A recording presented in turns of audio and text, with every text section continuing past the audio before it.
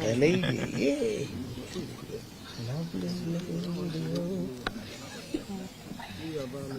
Mind the lady beside you. Are we ready? Muko mbali leo. Chamutai. So far.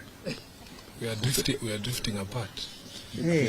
That far is better than and these are our people. There's no tear gas around, so don't be so far. No. If they come nearer, they carry fuel. Yeah. Oh. Let them carry fuel from there.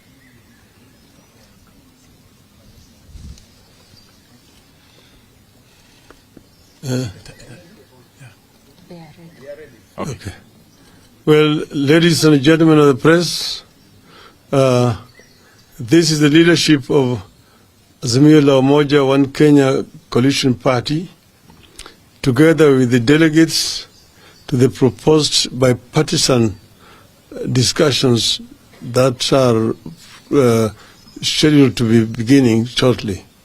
So we have a statement which is going to be read by Honorable Stephen Kalonzo Musyoka on our behalf. Thank you. Thank you.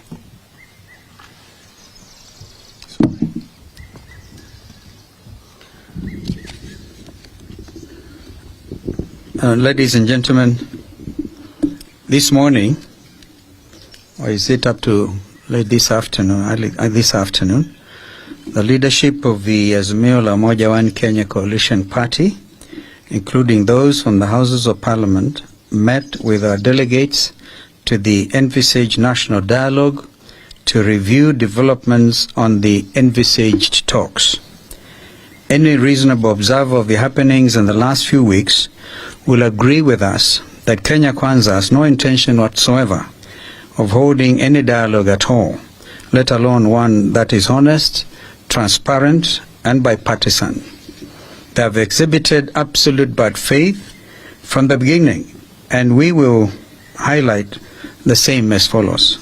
Number one, when Honorable Ruto invited us for talks, he did not in his speech capture the entire framework for talks as had been agreed upon with the emissaries he sent to us. This includes leaving out key issues on the cost of living and electoral justice, which are of utmost importance to us and the people of Kenya. Number two, the delay in naming his team is another sign of a lack of seriousness that has been made worse by the inclusion of members of the Azimio coalition in his team, when the whole country knows that respect for multi-party democracy is one of the key issues we have put on the table. Number three, to date, Kenya Kwanza has failed to name the leadership of his team as a way of stonewalling. Number four, last evening, we learned of a motion drafted by Kenya Kwanza leadership, allegedly aimed at setting up a joint select committee in Parliament. The motion is in absolute bad faith for the following reasons. A, we have insisted on an extra-parliamentary process in view of the strictures of debate in Parliament. We will therefore not participate in any such parliamentary process. B, the motion is disguised as a product of bipartisanship, when in fact the leadership of Azimio in Parliament were neither aware nor consulted in its drafting. C, the motion proposed to name members of the minority party to the so-called select committee without any reference to the minority leadership, in violation of the standing orders of both houses. And D, the motion purports to set the terms of reference and scope of the discussions without any reference to us. We continue to insist that the dialogue must be about all the 4 issues, namely the cost of unga, fuel and electricity, forensic audit of the servers, bipartisan reconstitution of the IEBC, and respect for multi-party democracy. Kenya Kwanza cannot dictate to us what we cannot bring to the table. So given the foregoing, we as the leadership of a coalition have resolved as follows. Number 1, we remain committed to an extra-parliamentary dialogue that is honest, transparent, meaningful, and bipartisan in conception and execution.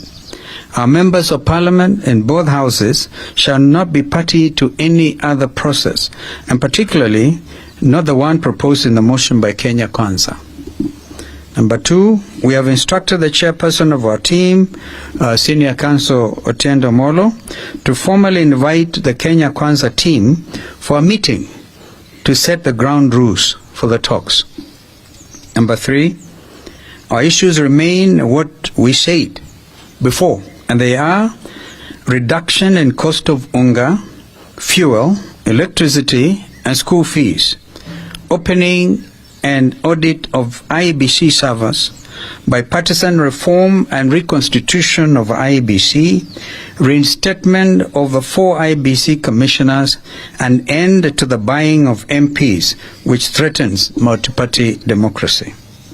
Number 4, we reiterate the call that the regime must immediately take up the hospital bills of all Kenyans who sustained injuries as a result of police brutality during the recent protests and demonstrations, and pay reparations for those who lost their property and their lives. Number 5, that the coalition shall resume its weekly protests at the end of Ramadan, and further communication in this regard will follow. I thank you. Good. Sawa. Maswali tafadhali, kama kuna swali. Pengine baada ya iftar. Asante. I think maelewa hii kitu ni continuous, very very clear. So karibuni sana.